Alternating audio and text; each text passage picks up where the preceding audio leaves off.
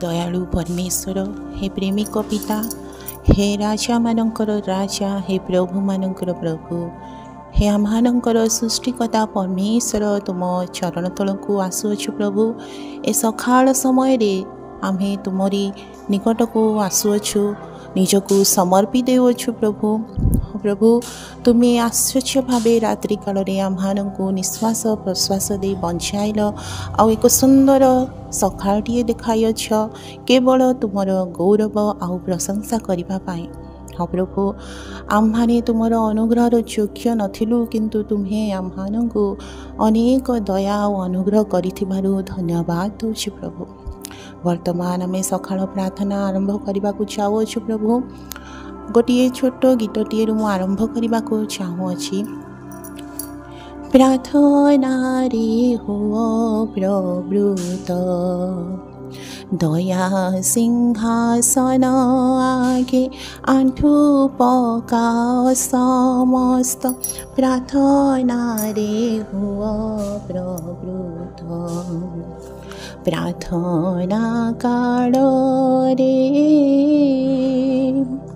केते विषय जन्माय बाधा मन रे तेबे मध्य जेउ नर प्रार्थना को जाने सार हुई से सचेष्टित प्रार्थना रे अविरत प्रार्थना रे हुआ प्रवृत दया सिंहासन आगे आंठू पकाओ समस्त प्रार्थना रे हुआ प्रवृत।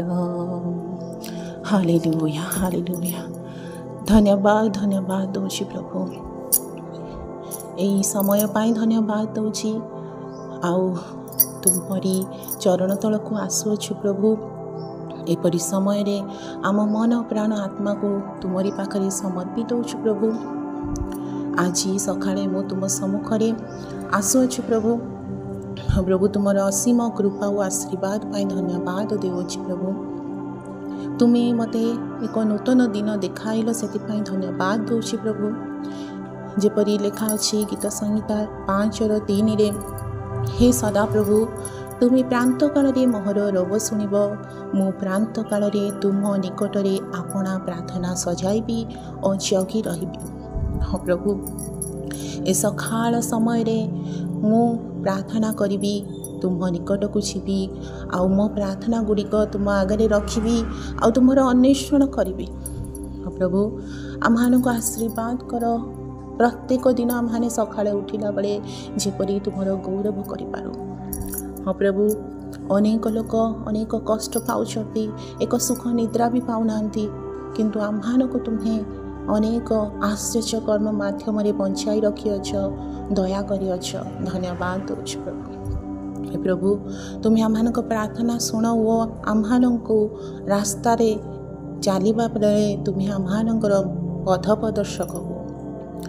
मोर हृदय को शुद्ध कर मोर मन को तुम सत्य और प्रेम रे परिपूर्ण कर।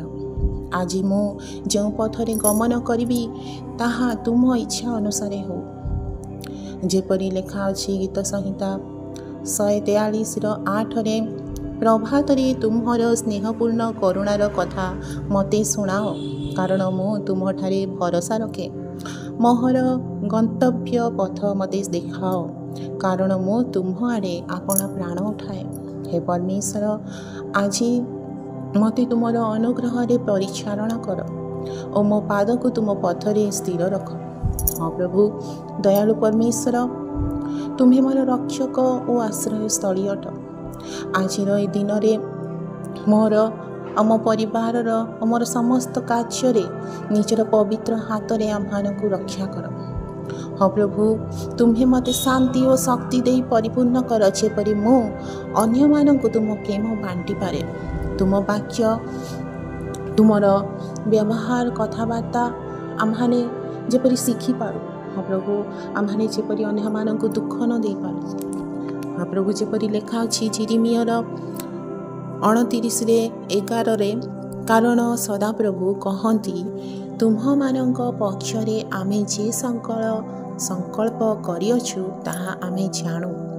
ତୁମ୍ଭମାନଙ୍କର ଅନ୍ତିମ କାଳରେ ତୁମ୍ଭମାନଙ୍କୁ ଭରସା ଦେବା ନିମନ୍ତେ ସେସବୁ ଅମଙ୍ଗଳର ନୁହେଁ, ମଙ୍ଗଳର ସଂକଳ୍ପ ଅଟେ।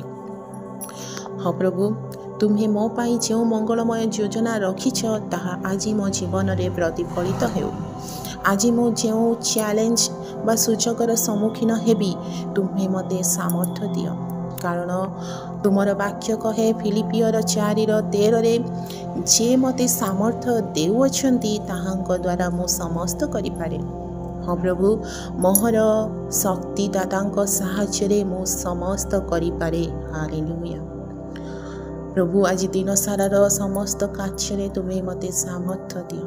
ହଁ ପ୍ରଭୁ, ମୁଁ ଯେପରି ମୋର କାର୍ଯ୍ୟ, ମୋର କଥାବାର୍ତ୍ତା, ବ୍ୟବହାର ଦ୍ୱାରା ତୁମକୁ ମୁଁ ପ୍ରଶଂସା କରିପାରେ, ମୋତେ ସାହାଯ୍ୟ କର। ହେ ରାଜାମାନଙ୍କର ରାଜା, ପ୍ରଭୁମାନଙ୍କର ପ୍ରଭୁ, ହେ ଆମମାନଙ୍କର ଯୀଶୁ ବାପା, ତୁମ ଚରଣ ତଳେ ଆମମାନେ ନିଜକୁ ସମର୍ପି ଦେଉଛୁ। ହଁ ପ୍ରଭୁ, ତୁମ ଶକ୍ତି ମୋ ମଧ୍ୟରେ କାର୍ଯ୍ୟ କରୁ, ଯେପରି ମୁଁ ତୁମ ନାମରେ ସଫଳତା ଓ ଶାନ୍ତି ପାଇପାରେ। ଏହି ସକଳ ପ୍ରାର୍ଥନା ଆମମାନଙ୍କର ପ୍ରଭୁ ଯୀଶୁ ଖ୍ରୀଷ୍ଟଙ୍କ ନାମରେ ମାଗୁଅଛି। ଆମେନ୍।